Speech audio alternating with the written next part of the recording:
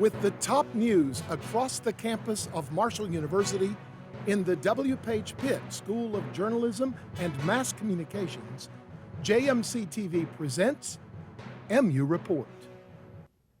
Hello and thanks for joining us for this third edition of MU Report Spring 2024. I'm Emma Johnson. And I'm Austin Johnson. MU Report is a student-produced newscast of the W. Page Pitt School of Journalism and Mass Communications at Marshall University. And we create content within an organization called JMC TV. You can catch this broadcast anytime on YouTube. Now, our lead story. Marshall University students and faculty are expressing some concerns about the imminent arrival of guns on campus. Starting July 1st, permit holders will have permission to carry a weapon in what has been a gun-free zone until now.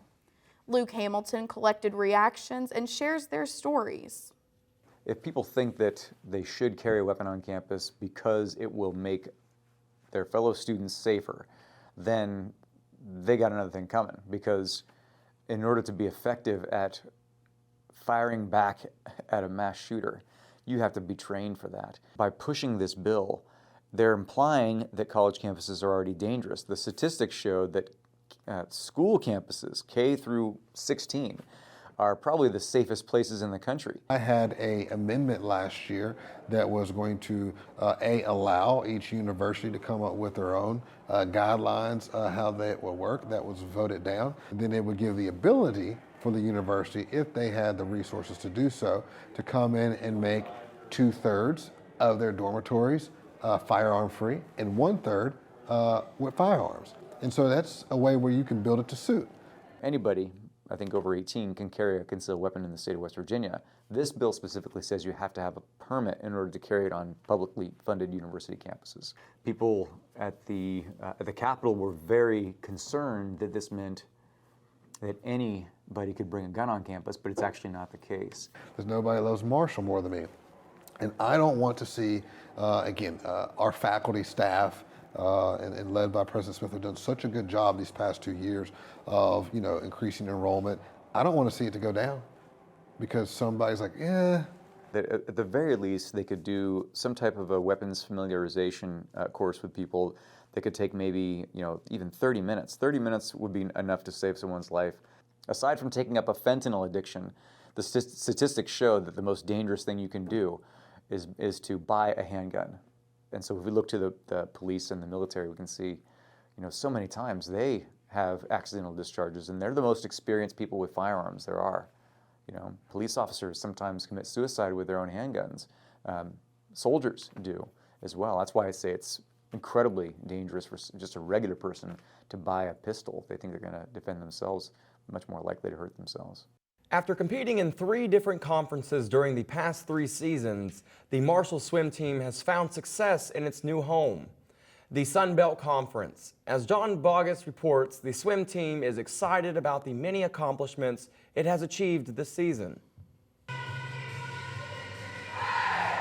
In its first season competing in the Sun Belt Conference, the Marshall swim team had 5 swimmers receive the individual honor of Sun Belt Conference Swimmer of the Week. One of the 5 is senior Audrey West, who received the honor on the week of January 18th. It's definitely a huge honor being named the Sun Belt Swimmer of the Week. It's super exciting that we have a lot of success as a team, the first year in the conference. West says success in the regular season gives the team momentum heading into the postseason. Senior Madeline Hart, who received the honor in November, agrees with West that the accomplishments are beneficial to the overall success of the program. I think they speak a lot on our accomplishments as a team and how we're just building our program to be able to get these specific awards. In addition to the Sun Belt Swimmer of the Week honors, the team has also broken several personal and school records this season. Hart recently broke 2 personal times in the final regular season meet against Toledo. Well, I did those times not tapered or rested, and so that just gives me a lot of confidence going forward, knowing that I still have time to drop. Senior Esther Laban, freshman Molly Warner, and senior Paige Banton have received the Sun Belt Swimmer of the Week alongside West and Hart. Banton also set the program record in the 200 breaststroke at the recent meet.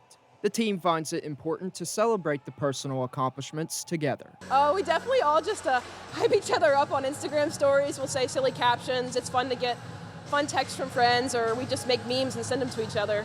Now that the regular season is finished, the Marshall swimming and diving team will have a chance to achieve the ultimate goal, a conference championship, when it competes in the Sun Belt Conference Championships alongside the diving team on February 14th. John Bogus, MU Report. Marshall University is joining several colleges around the world in the switch from Blackboard to Blackboard Ultra. As Tasha Elsenstein reports, the university sees the transition as a positive change for both students and faculty. Many Marshall students are noticing the switch from the traditional Blackboard program to the new Blackboard Ultra. The new update to Ultra is supposed to have less technology problems, and Marshall's design staff believes it will be easier for both students and faculty to use. It was getting the attention. It was the new tool. Original will eventually be outdated. We could have stuck around a little bit longer, but with all the other changes to the university, we figured why not? It looks great, and we want this for our students. The biggest transition between the Blackboard platforms is that Ultra provides a more simplified layout, where users have a clearer header with separate calendar, content, announcements, and gradebook tabs. If you look at Blackboard Original, it wasn't getting many updates. If you look across the nation, across the world, you see that people are moving to Ultra. There's actually some great options with Ultra if your instructors take advantage of it. Progress tracking, you can check off items as you go through and actually use items. Oh, I'm not finished with this yet. I'm not going to mark it as complete. It's kind of like a bookmark in your class. I really like it. I did not like the setup of Blackboard before, and so I really enjoy the setup of Blackboard Ultra. I feel like it's a lot easier to navigate. I especially like the grading system and the way that it looks. Fortunately, a lot of my professors this semester are using Blackboard. I have some that don't even use it, but the ones that are, they have it very well set up. It's a lot easier to use, and I thoroughly enjoy it. Regardless of whether students and faculty prefer the new update to Blackboard Ultra, the university will officially make a full switch for the fall 2024 semester. Tasha Esselstein, MU Report. College dorms are meant to be the first step in every young adult's life. Along with the responsibilities of school, students also have more personal responsibilities like laundry. But sometimes it gets complicated in college dorms. As Brea Smith reports, it's not easy sharing a washer and dryer with countless other students. Laundry. Whether you do it once a week or once a month, it's important. But in the dorms, there are only so many machines working or open at a time. It's sometimes inconvenient to find a good time to do your laundry because most of the time they're all full or there's 2 or 3 of the machines broken down and it takes at least a week for them to fix them. So most of the time I just end up going home to do laundry every now and then. But when I do it here, it's hard to work it out.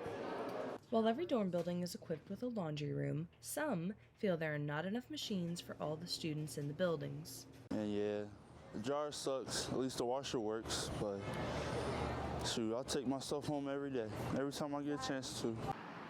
With a large student body on campus, there's a limited amount of washers and dryers available for on-campus housing, resulting in students taking their laundry home for the weekend.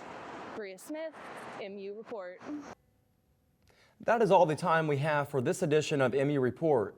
Our director is Emma Gallus and our producer is Brea Smith. Our newscast content is generated by us, students in the W. Page Pitt School of Journalism and Mass Communications. MU Report is a television lab and we are glad you're watching. You can always catch this newscast on YouTube and be sure to follow us on Instagram at JMC_TV for all updates. I'm Emma Johnson. And I'm Austin Johnson. Have a great day.